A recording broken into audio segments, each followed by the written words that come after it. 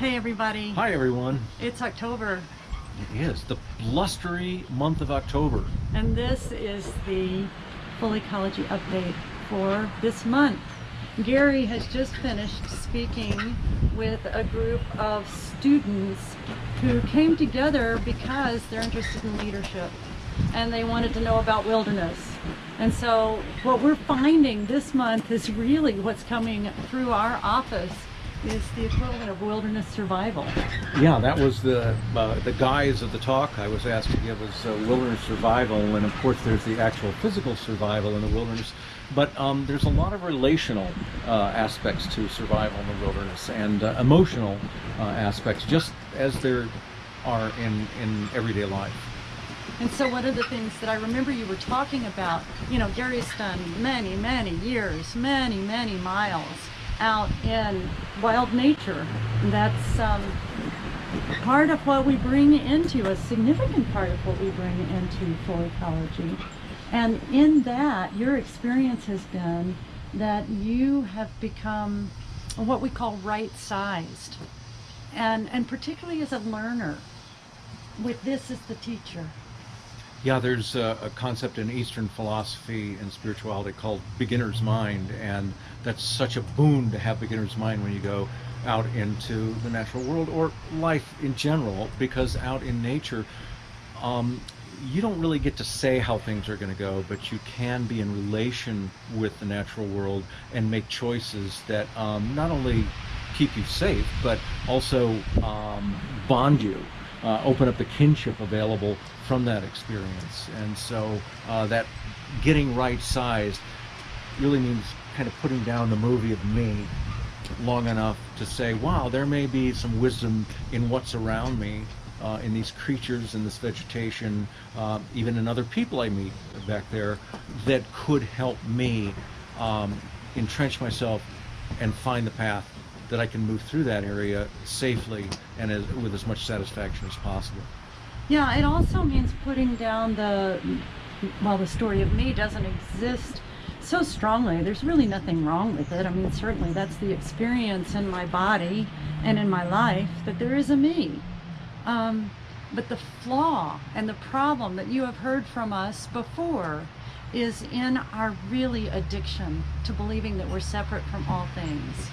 And if we are separate and we find ourselves in a wilderness, things become very baffling, very confusing, and often really amped up with hostility and violence even. Yeah. And so the reason, or one big reason, that wilderness survival seems quite salient this month and may for a while here is because socially we are definitely in a time of wilderness. We are walking together, all of us, through this time, and we don't really know where we are, and we don't know how it's going to come out. And so the question then became for us, so what does the natural world again have to teach us about that? I think it's interesting something you said about kind of a world of violence or coming to it from an isolated position. That is how we grew up, to believe ourselves as one object in this, as we like to say, wild and woolly universe of isolated objects, and that's really not true. That's not the way life is on planet Earth, and as Mary likes to say, don't believe us, check it out for yourself. Right. But when you go into an unfamiliar circumstance, whether it's socially, in community, in country, on the planet, or into a wilderness with the notion that you're one isolated being in this wild and woolly universe of isolated beings, and that you need to protect yourself, guard yourself, be aggressive, whatever you gain, something else loses. When you have that sort of separate ideology going in, it does amp you up, and it makes it very difficult to be in a position where you can start to see a path forward for, contentment, but also for healing your life, healing the life of the community in which you live. And so here in this wilderness that is our, it really is social community these days. Not always, but certainly if you look at the headlines, that's what it feels like. One of the wilderness survival skills that Gary and I have been talking about is, what do you do when you're lost? And what happens when people get lost in wild nature? Yeah, I had a chance to, for some writing I was doing on a book project many years ago, look into the notion of what do people do when they get lost, and talk to a lot of search and rescue people. This was the era when they were actually modeling human behavior based on databases that they had put together over many years of people actually getting lost and reporting what they did and how they reacted. Coming to understand the human animal, if you will, in that situation of being lost in the wild. And one of the things that was absolutely essential for those who were able to survive was to not get completely overwhelmed by your first reaction, which is a kind of panic. Mm-hmm. There's a great deal of anxiety and panic when you're lost in a wild place. There really is, to the extent that they noticed lots of people would get up and leave their rain jacket on the rock where they were sitting, or even leave their pack, or somehow lose their sleeping bag. There was such a force to the anxiety, which was out of the present moment, of course. Mm-hmm. This is what could happen to me if I'm not careful. This is what I've heard can happen. That it was really a devastating and sometimes deadly state of mind to be lost in that anxiety. And so, of course, being anxious, even being depressed in the extreme, you all know what it's like for you when you're sleepless, when you're sleep deprived. We all know what it's like when we get so swept up in the spin of headlines and worry for our own safety and for the safety of our family and our community. It short circuits our thinking. And so wilderness is a presence that doesn't really have a valence like headlines have a valence. And these days they're often quite negative. Wilderness, by contrast, is there. It's not always easy. Often it's not easy at all to be a part of. But when we pay attention, when we slow down, stop. It's back to the first step in full ecology. When we stop and we pay attention and we don't get lost in, oh my gosh, what's going to happen? Anxiety. Or in any kind of, oh my gosh, I can't believe it. Oh my gosh, that sounds so trivialized, but oh, we have done so many things wrong, that kind of fury of regret. Gary was just talking about when we go into rehashing or rehearsing, we're out of the moment, which in the wilderness, and that's where we are right now, is exactly where we need to be. In the moment is where the teaching that the natural world has for us, and really our circumstances in general have for us, the teaching will be missed if we're not present for it. Is that?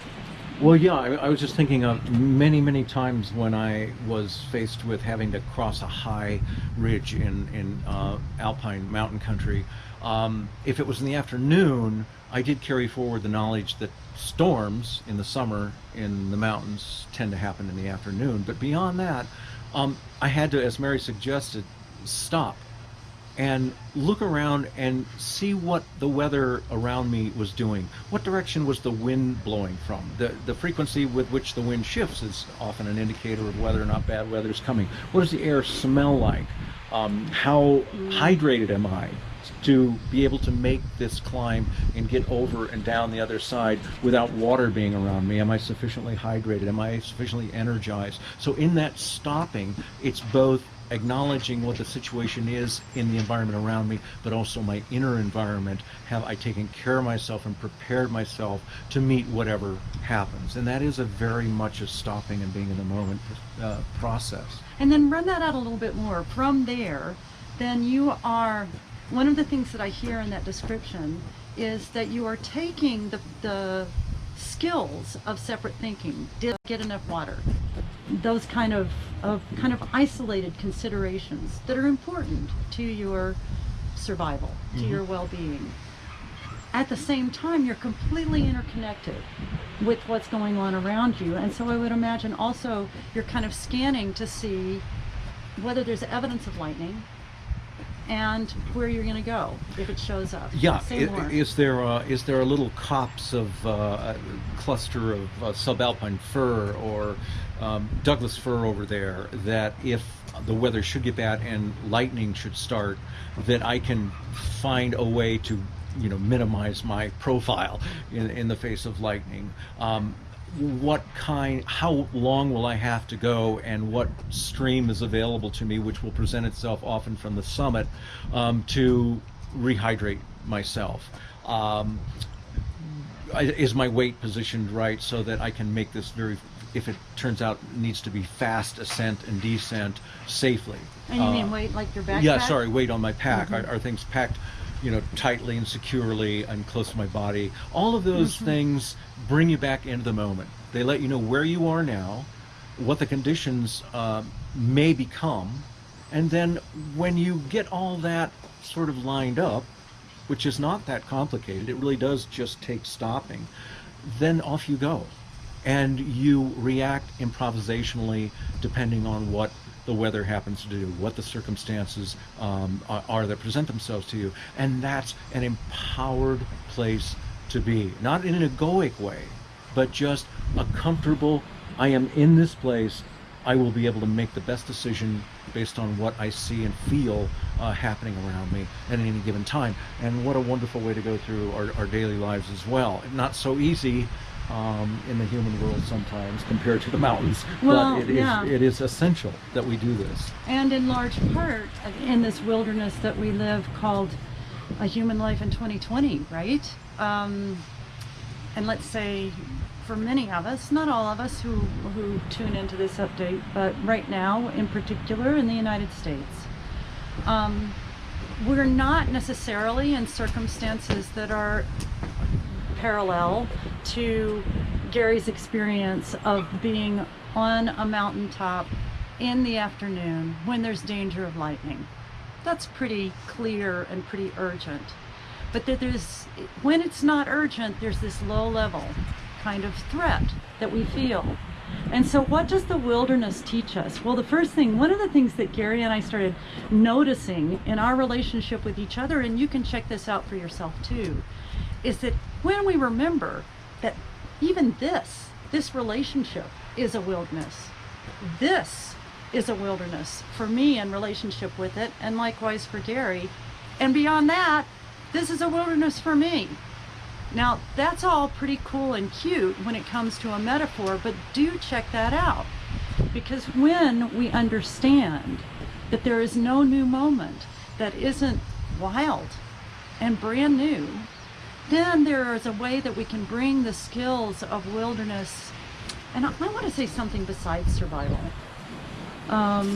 thriving. Yeah, Thriving I think the in potential wilderness. for creativity exists in that wilderness. But I want to say one more thing. Don't forget creativity. He'll be right back.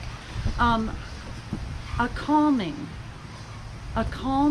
in the presence that follows from stopping. And the stop is just to look and see. What do I see around me? What do I smell? Just like Gary on top of the mountain. But that's not a lightning situation, say, in your living room or walking around your neighborhood. What do you smell? What do you see? What can you feel on your skin? Tune right in to what is going on right now, because from there you can be profoundly creative when the circumstances change. Far more creative, and you check for yourself, from a position of peacefulness than from a position of panic. So creativity. We can get into that when we do our deep dive, which is coming right up, speaking of which. Yeah, we're going to be, this is, what we do every month is this update. And this theme, as we said, was wilderness survival or wilderness. We will be doing a deeper dive into this, where we will be in conversation with people who come to a Zoom meeting on the 6th Sixth, yes, of 6th October. of October. So that will be Tuesday night the 6th of October, starting at 6:30. And if you want to know more about that, please write us at connect@fullyecology.com. Also, many of you may be on the mailing list already, and you will receive a notice about this in the coming days. Following that, on that Thursday, the 8th, will be the first of the two meditation and inquiry times, also starting at 6:30. We'd also invite you to take a look at the courses and just to look at the website in general. That's fullyecology.com. And let's see, is there anything else we want to say about that? Wilderness, for real. We just admit it to ourselves. Here we are. It's wild, but we can do this with ourselves and with one another. There is one more thing I want to say before Sure. we finish. I don't know if you hear the sound behind us, but you might. No, it's going to calm down for a minute. Right behind us is a flag at half-mast. We are standing near the Forestry Center for The U.S. Forest Service offices for Gallatin County? well, it's How's the a Gallatin? part of an office that works with Montana State University and field research. And so this is federal land, and the flag is at half-mast in honor of Justice Ruth Bader Ginsburg, who lived quite well in the circumstances of wilderness. She certainly did. Yes. Was willing to learn, willing to lead, and I think was able to be compassionate and in all the right places and at various right times to affect a lot of positive change in the world. She'll be an inspiration for generations to come. So So- you all take good care of each other. Take good care of each other and take good care of yourself. And we will look forward to seeing you the 6th on the Yeah. deep dive. Yeah. We'll talk about creativity and lots of other things. Okay, All right. bye for now. Bye for now.